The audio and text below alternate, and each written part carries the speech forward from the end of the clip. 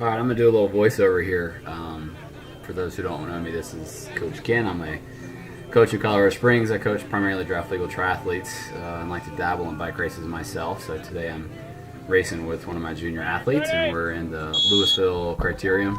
It's first really kind of regional crit of 2018, and I'm voicing over primarily for my own athletes. I want them to. There's a handful of things in here that I feel like I did well, and another handful that I didn't do so well. So this is a good learning experience for me to review and for them to learn from their old coach. So for starters, that start was not awesome.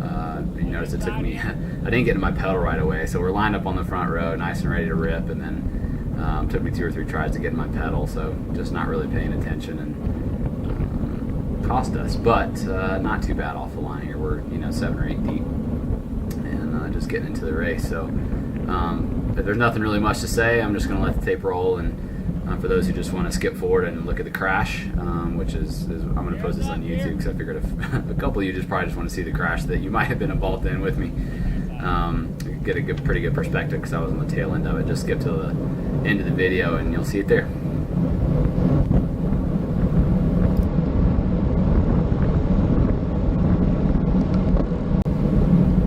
So looking back at the power file, every time we came out of that corner at the bottom of the hill, pushing about between 700 and 900 watts, depending on my position, just for frame of reference of what kind of goes on in a CAT4 race here in the mountain region. And I weigh about 155 pounds, and so coming up this drag, it's about a 1-minute climb, and that's the section we're on right now, and then about a 45-second descent back down to that bottom corner. And on this climb, pretty typically in the draft, you're holding at least over 300 watts, usually under 350.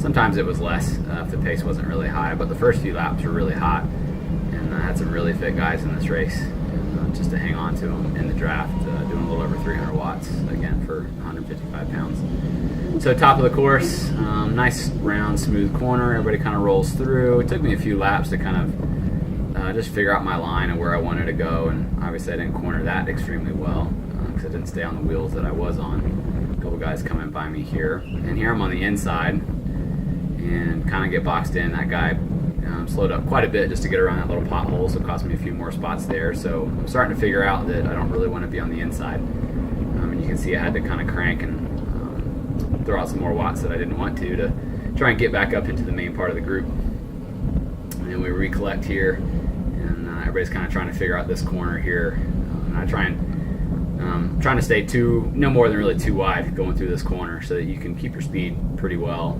If you go through there 3 wide, it tends to kind of check everybody up a little bit too much. And so again, there you see I'm 2 bike lengths off, and no reason I should have been that far back. So I'm kind of learning as we go through the course here how to take my lines and how fast I can go through the corners and what the other riders around me are going to do. So just going to adapt to the scenario, and hopefully I'll get my courage up a little more on the next lap or two and stay a little tighter on some wheels.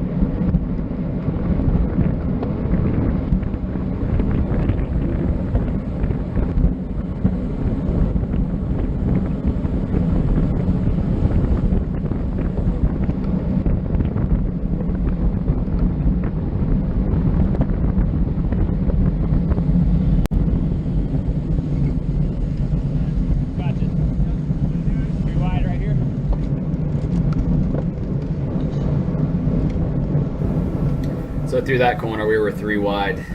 You may have heard me mention that before going into the corner. I'm pretty chatty with the athletes around me. One, just to kind of share a friendly voice and make everybody aware of kind of what's going on around them. Not so much directive at other riders and what I think they should or shouldn't be doing, but more so just to create awareness of who's inside, who's outside, and try and keep everybody safe. Now this guy in front of me, I just heard him talking to his teammate, talking about how he was just kind of sick of the yo-yoing back and forth, and so he said he was going to move up, and his teammate who was behind me said, all right, I'm going to hang tight, and so I knew he was coming up by me and was going to work his way up, so that's a free ride for me. So I just got on his wheel and dragged myself up behind him and got a handful more of spaces here to get a little more towards the front, not on the front, because the guys up front were really, really fit, and I knew I didn't really belong there. So just kind of trying to get myself around the top 10, just to feel a little safer and be a little smoother.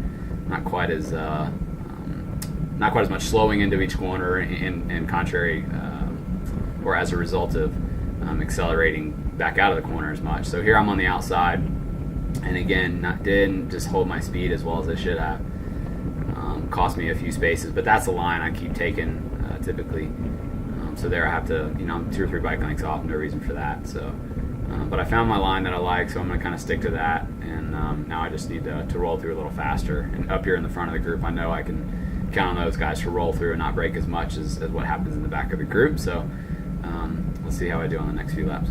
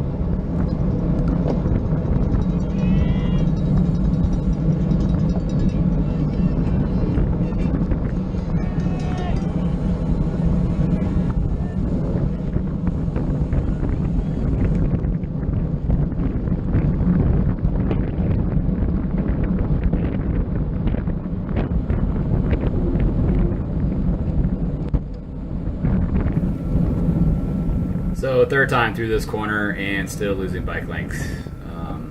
Learning pretty hard lessons here. I guess I'm stubborn.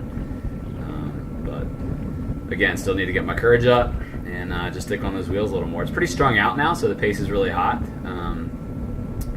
Obviously the corner that time was faster than it had been the 2 previous times. But as we continue, I'll start to figure out how fast we can go through that corner, what I'm comfortable with. And this corner as well, same thing here. Definitely held my speed a little better there. More so than the guys in front of me because it made up a bike length there, but yeah, it's really strung out here, and it's really hard coming up this hill too because the guys on the front were working extremely hard, and just obviously with the incline had to work that much harder if you wanted to move any spots upwards. So here we go, there's a little free ride. So this guy was moving up and just jumped right on his wheel, try and gain a few more spots if I could.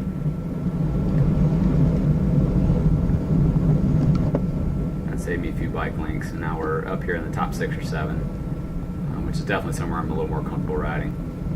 So we'll see if that holds through the next lap.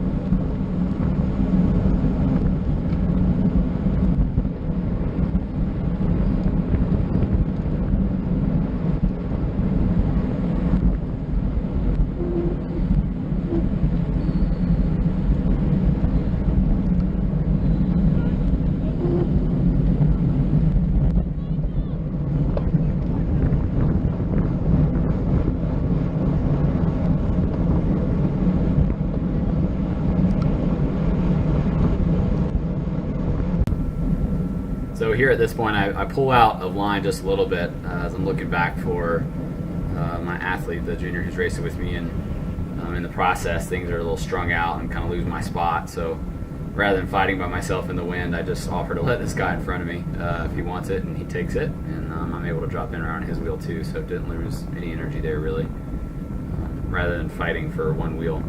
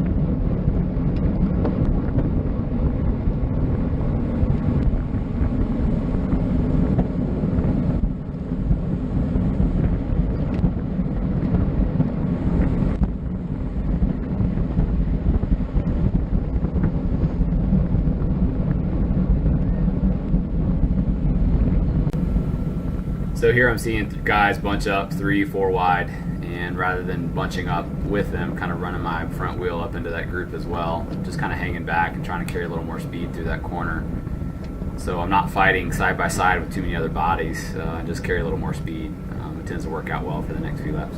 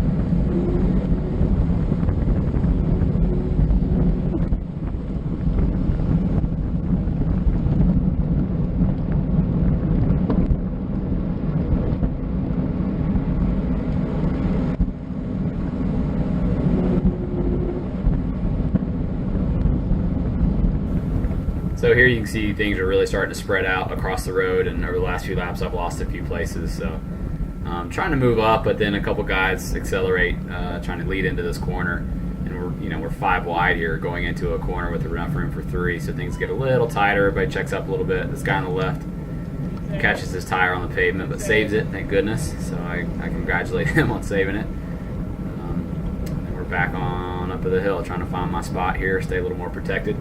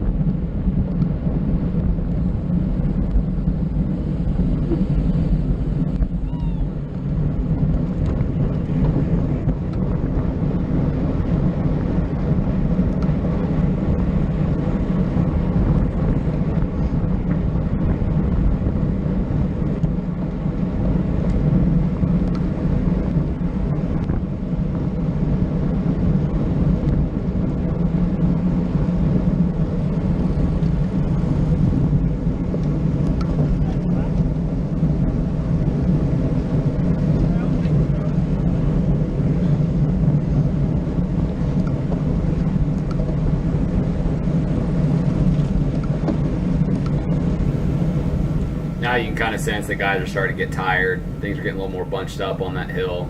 Less guys are wanting to lead out really strong. You can see the body language on the riders. Everybody's starting to get a little more wiggly side to side as they are just kind of pounding on the pedals a little bit more. You can see the fatigue starting to build up. At this point, you know people are going to probably start to drop off, so position becomes a little more important. So just kind of making sure you're in there. So I'm going to try and kind of work my way up here, and I don't want to be dangling off the back, having to cover any gaps.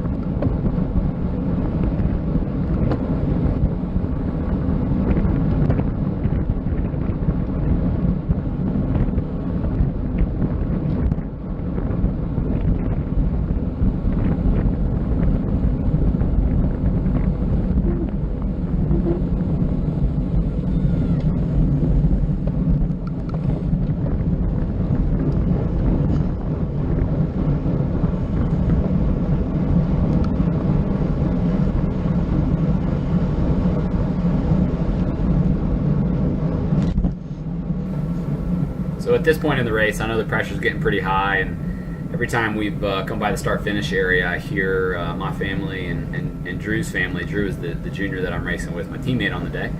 I've heard them cheering at us, and so I know Drew's in the pack with us. He's probably just a little behind me, and I know guys are starting to get tired. Things are going to start to split up here, so I start thinking about where he is and see if we can get ourselves together and see if I can help him or if he can help me in any way.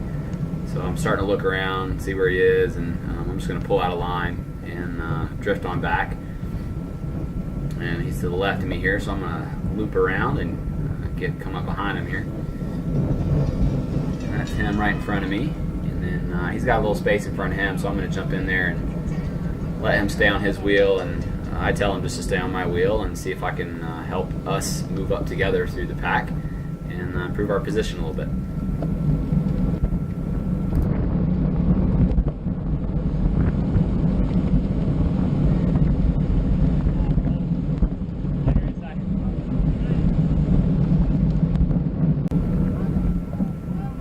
There we had a little road debris. Somebody lost a water bottle, and since guys scatter and they tend to kind of get nervous, I do too. Yeah, hit that the wrong way, that could end your day. So just keeping things exciting.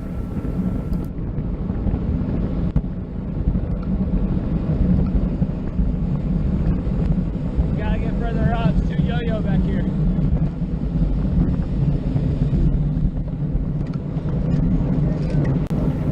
So there you may have just heard me talking to Drew and trying to encourage both of us.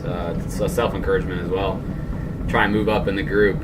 Definitely a lot more slowing going into each corner and therefore a lot more accelerating coming back out of the corner to get back in touch. Definitely bigger utilization of energy there that we don't want to be spending. But per my comments previously, it's really, really hard to move up on this stretch, especially with the uphill. Typically that would negate kind of the drafting effect, so it's more of just who is the stronger rider, power to weight, coming up this hill, and it's pretty tough.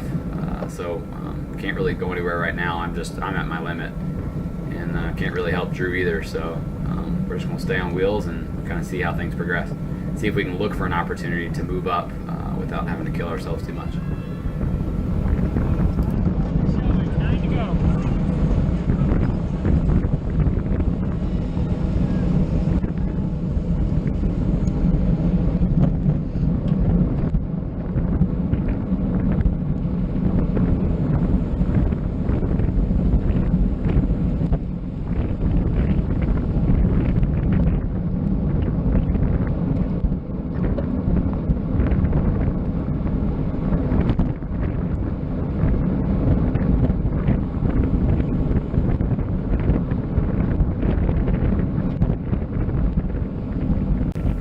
So after that last time through the start-finish line, things got really strung out on the downhill, so there wasn't really an opportunity to move up there. And here the group kind of bunches up going into the corner, so I take that opportunity, dive in a little bit, and just carry a little more speed going through. And now I'm starting to look for opportunities to move up still on this uphill, hoping things slow up a little bit. But I'm on the inside, so I don't really have anywhere to go. I want to kind of push outside.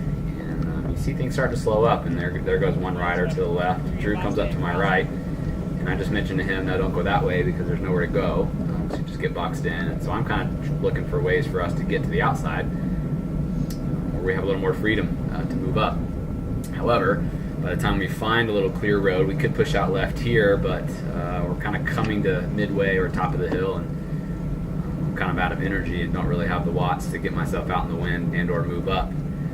However, in hindsight, this is the corner the next time through the start-finish line, a right-hand corner. A couple guys, about 7 riders ahead, get together. I don't know if somebody caught a pedal or if they just crossed wheels or what happened, but this next corner is where the crash happens, and I'm kind of at the tail end of the crash. Almost avoid it, but don't avoid it. So here we go.